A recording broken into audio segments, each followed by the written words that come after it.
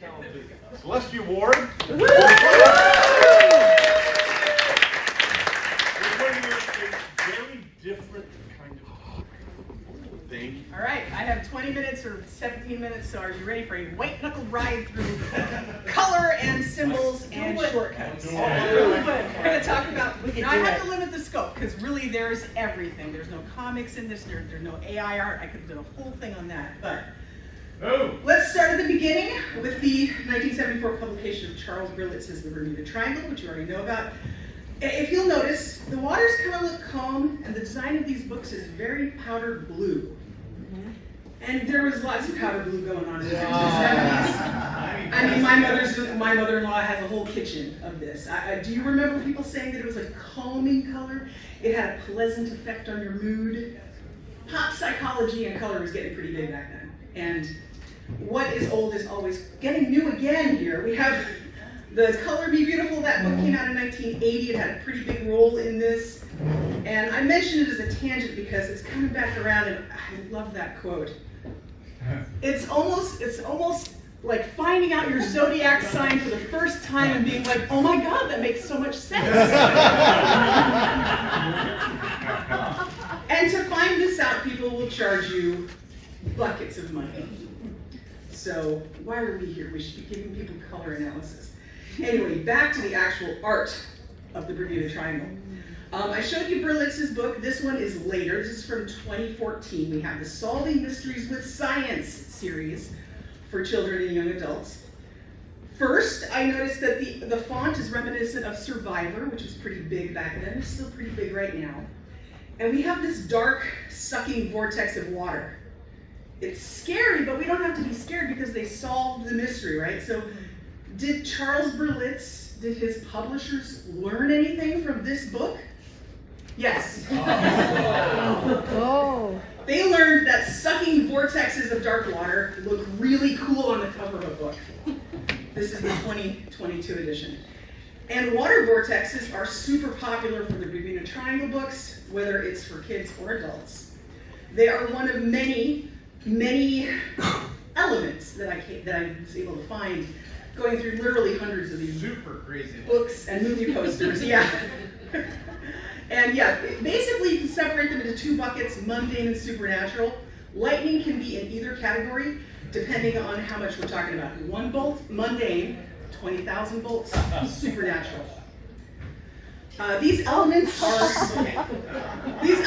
often used together, sort of like the ingredients at Taco Bell. There might only be a few, but you can combine them infinitely.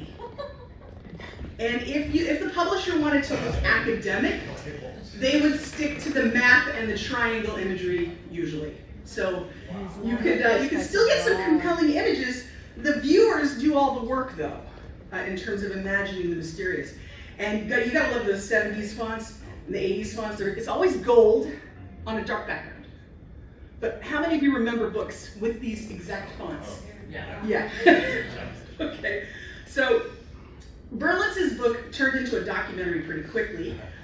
And we got this very classic 70s, 80s looking movie poster. There's a lot going on, but I love the white pops. Yes. Where it goes into negative space there. This a little bit avant-garde, very modern. Still has all the elements. We have the doomed ship. We have a lightning vortex. Oh, that's what that is. Yeah. So that's pretty cool. Movie posters don't just come in the one sheet vertical layout, they also come in what's called a quad, the horizontal layout there. This quad was illustrated by Tom Chantrell. He's a British artist who did a few other movie posters you may have heard of, like East of Eden and Star Wars. His work is very highly sought after. And if you look at the composition there, it's pretty solid. There's some nice things he did there. Now, he wasn't the first guy who was hired for this. This is by an artist named Brian Gogue. And usually when you hire a Brian, you get shoddy work. But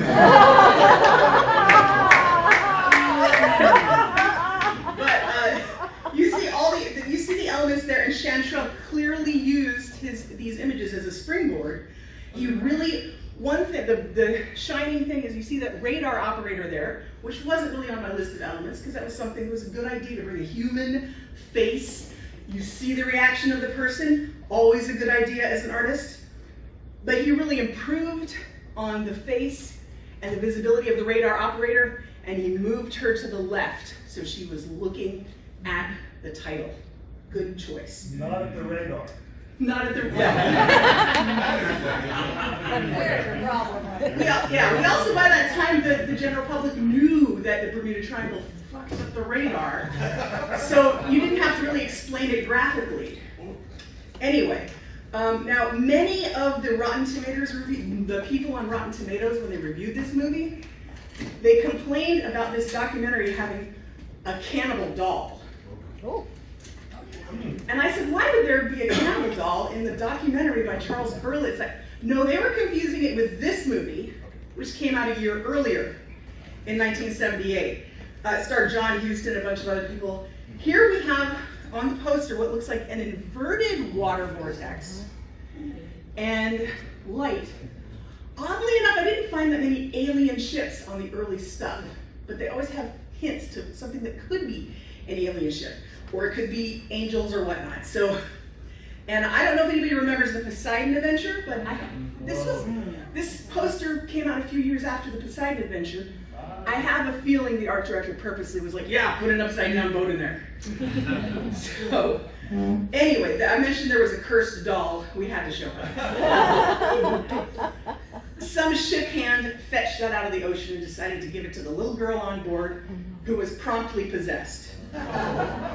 Fun stuff. And just here's some foreign movie posters. It's always interesting to see what they do overseas. It might be a lazy thing where they just mess with the values, or they do entirely different things. And then we have this crap. This is where a good movie poster goes to die. This is the VHS cover, and this is the DVD cover later. These were repurposed and put together by some intern using MS Paint for $3 an hour. And it's probably against copyright law as well, I don't know. But yeah, you have the same Taco Bell ingredients. I think like one of these is Bigfoot. But they're all just, yeah. Anyway, not my favorite. And yes, the MST3K guys did do this movie. It might be the only sufferable way that you can watch it, but they gave a little bit of real estate to the doll there, of course.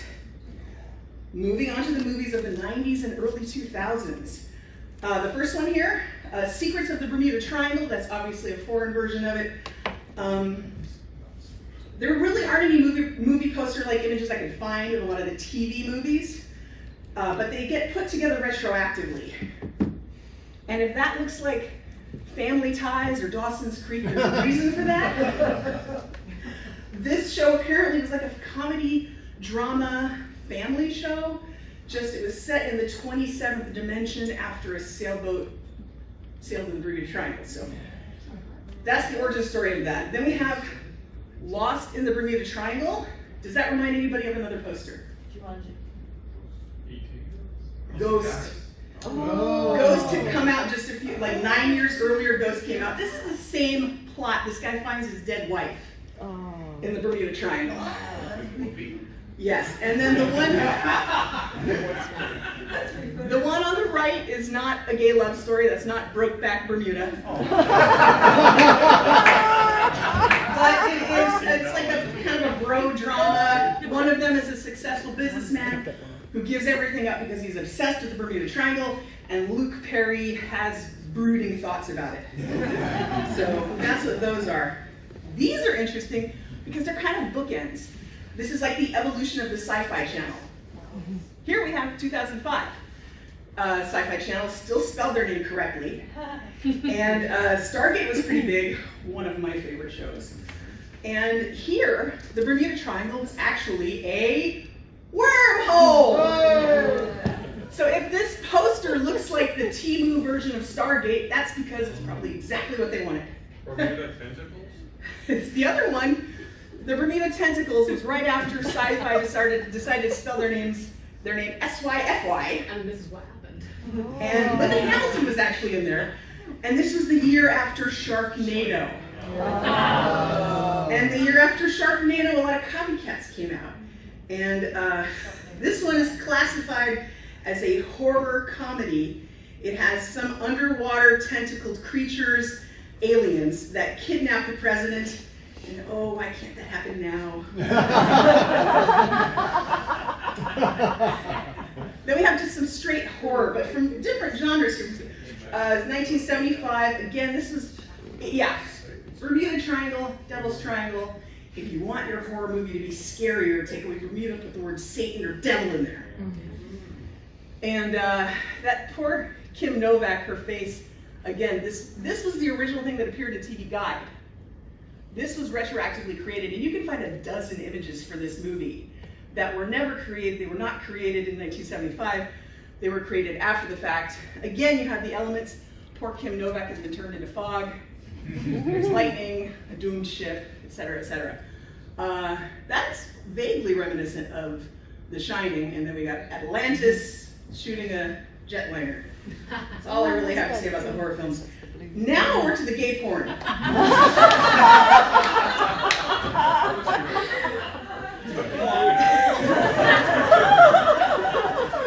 There is a disturbing amount of Bermuda Triangle porn out there. I picked a nice soft core one.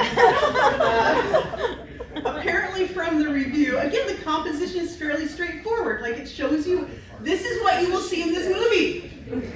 Hunky guys in a triangle. Okay. Apparently one of these dudes is from Atlantis, and there's some weird bad lightning effects that zap hunky men as they work out in the gym. And there is one woman there, but she's covered up, thank goodness. Yeah.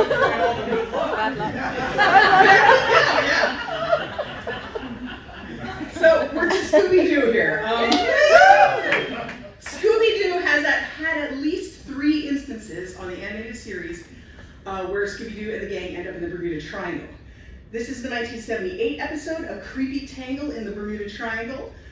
First thing we see is a weather research airplane losing its way. The radar goes all screwy. And then you see a UFO swallow it up. Next, like the next day or something, the gang's catamaran is caught in a storm and they end up in an island in the Bermuda Triangle. Is that Mysterious Island? Yes. Now Scooby-Doo, the early 70s, the 1971s always had this dark palette. Everything is dark. And we have the dark landing strip and the abandoned airport thing. We have this, the fire, we have the creepy guys in scuba things that have skeletons and a giant eye. So it turns out that some clever, probably financially unstable scheme was going on where somebody was using a holographic projector to make a fake UFO in the sky and jamming radar. And when the weather planes had to land, they would kidnap the pilots and resell the airplanes by painting them, and yes, brilliant money-making scheme. The Navy had special forces also investigating this, so they came and rescued the kids, whereupon they ate a sub sandwich on a submarine. And we have like a sunlight effect. This is the brightest scene in the whole episode, because I guess it's always dark unless you're eating. Then we have the 1980s. Yes, that is Vincent Price. He was Vincent Van Gogh. And the 1980s was not really the heyday for animation. There was some good stuff. There was a lot of slop. And this one hits all the markers for the slop. We have an annoying little kid, some cultural insensitivity, and after the 1980s on Scooby-Doo, all the ghosts were suddenly real. Yeah. And in this little twist, we have a ghost who had been pretending to be the captain of a cruise ship, ripping off his mask to reveal that he's not a human, he's a ghost. So that's a nice little flip there. And the kid, this is an interesting little thing. The kid was like an aspiring magician, and his name was Flim Flam. The movie the book Flim Flam had come out 5 years earlier, Maybe it was an inspiration, I don't know. Then we have, this is interesting. Pirates Ahoy, Scooby-Doo Pirates Ahoy, took place in 2006. And animators were like, oh yes, computer-aided work. Gimme, gimme, gimme. A lot of it got overdone. But we have the device that got them there was again a cruise ship, which I figured I should mention since we're on a cruise ship. And let me see here. The opening sequence of this, you can't tell because I'm not fancy like Rob, I don't have like motion. But they kind of take you through this whole history of ancient ships and modern ships. You do see aliens, you see, and the camera work is just, whoa. It's actually very cinematic, pretty cool, a little overused. And then I saw signs that this was probably animated in Korea. Fred there looks very Super Saiyan. Yeah, for sure. Yes. And it was also good work. The animation was leagues above the previous Scooby-Doo. The anatomy worked. They had brilliant backgrounds. The plot to this, I'm going to try to really summarize. These guys, the pirate guys, want to get the source of the Bermuda Triangle's power, which is a pure gold meteor. So they ambush a ship carrying an astrocartographer, because of course you need one. But that astrocartographer escapes and ends up on the cruise ship. But the hypnotist doing the shows on the cruise ship was in league with the pirates, and he had hypnotized the entire crew and the passengers to think that they're ghost pirates, sort of like zombifying a slave labor force. And yeah, the profit equals profit. Yeah. Again, that's beautiful. The dragon, the Yeah. fog, the perspective, this is leagues above the earlier animation. Now, onto some of my random favorites. This is a glowing fluorescent poster. It glows! I would buy a blacklight for this. You can get this for $20 online. It's just, oh, it's elegant. This, Tomita is a Japanese composer who's one of the pioneers of electronic music. This is a spacey concept album. It's super prog looking and a little bit of Art Deco with some surrealism there. The guy who drew this, you've seen his stuff before. His name is Don Ivan Punchatz. And he was really prolific. This is just one of the styles that he drew in, but he was also, he did covers for Time magazine. He was a portrait artist. He did a ton of sci-fi stuff. Who here ever owned Isaac Asimov's original edition of the Foundation series? He did the covers for those. Oh, interesting. They're sailing, they're flying into a heart. Yes, wait, yes. Okay, Yes, they're flying into a heart. But let me, Punchatz also is the guy who did the art and the logo for Doom. So video game historians like him too. And then we have the back of the album. And we're looking up.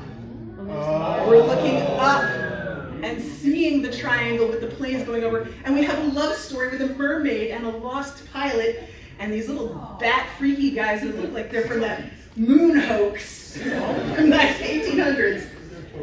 And this is just a side by side. It's much cleaned up and brighter. And if you open the album, this is what you get. Which my favorite one is so lush. And going from the lushness of that album cover, we have, this is very stark, but I like it. $10,000. It's academic. It's just, this is early. This is from 71, it said. Wow. And it's got King Crimson and Vincent Price. Oh, wow. Very simple. Triangle, circle, boats, words. Done. This is by some guy in Germany. It's a aluminum print, and I just liked it. It was a little bit surreal, a little bit brutalist, It takes a minute to see the and you can't buy it because it's all sold out. Oh. But you can get this tomorrow if you're brave. It might come with a free infection, but you can get it. All right. And I think I made it